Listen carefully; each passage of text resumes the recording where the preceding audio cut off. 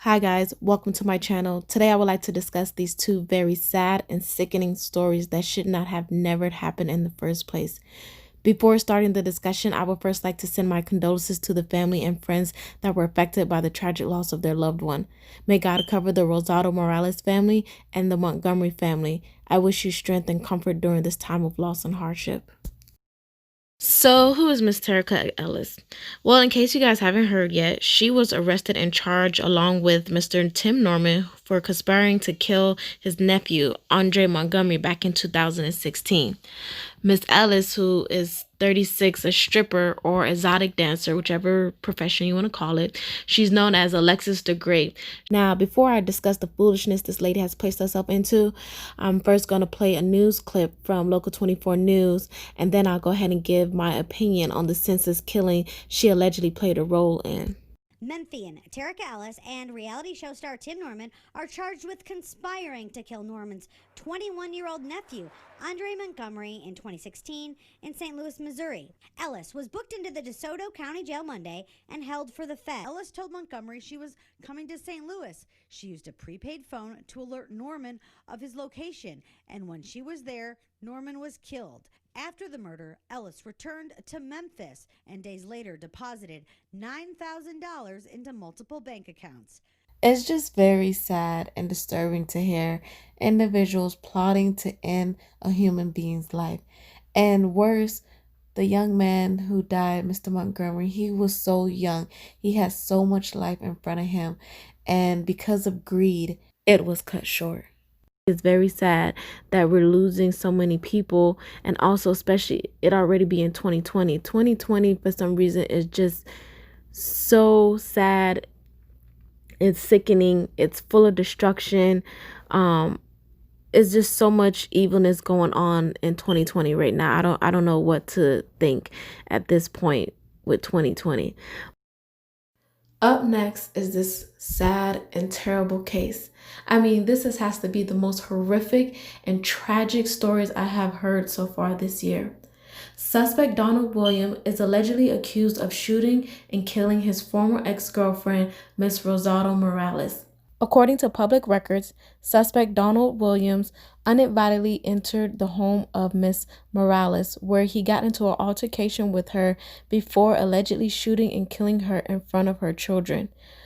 There were a total of 6 children in the house, all ranging from ages 10 to 17, when suspect Williams shot and killed her in front of the kids.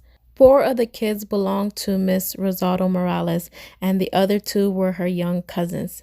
The youngest child, aged 10-year-old, was currently attending her first day of online class with her teacher via Zoom when she witnessed the devastating incident.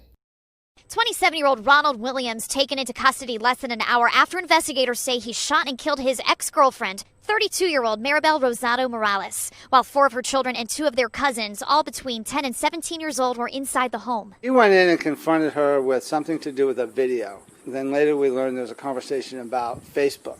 Sheriff William Snyder says a 10-year-old was logged on to their remote learning for Warfield Elementary School. The teacher said that she heard a commotion, heard profanity, realized there was some kind of domestic altercation, still can see the child that's online. The teacher said she mutes her button, nobody has to hear it, and then she sees the 10-year-old put her hands up to her ears. A bullet even hit the girl's computer, causing the screen to go black. Sheriff Snyder said Williams took off and tried to get on the county's public bus, but the bus driver ran off the bus and called 911, sensing something wasn't right. As fortune would have it, we actually had several members of our SWAT team were out in western Martin County in the Indiantown area for training. And they went right to the bus and took the suspect into custody. They also recovered the gun on the bus, stolen from a car in Sewell's Point in 2015.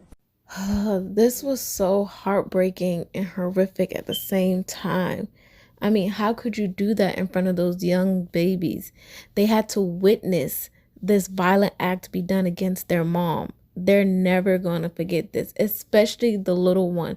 She's never going to forget losing her mom on her first day of online class during coronavirus. Oh boy. Lord, I just ask that you protect this family right now.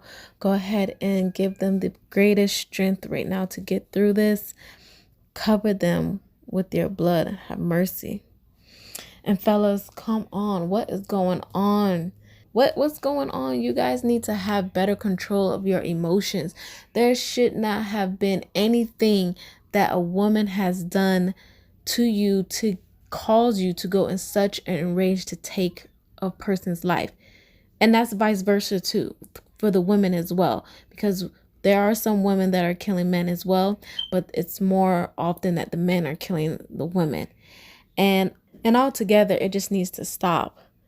When in a relationship or any type of situation, it doesn't even have to be boyfriend and girlfriend, any type of toxic situation, individuals need to learn how to walk away.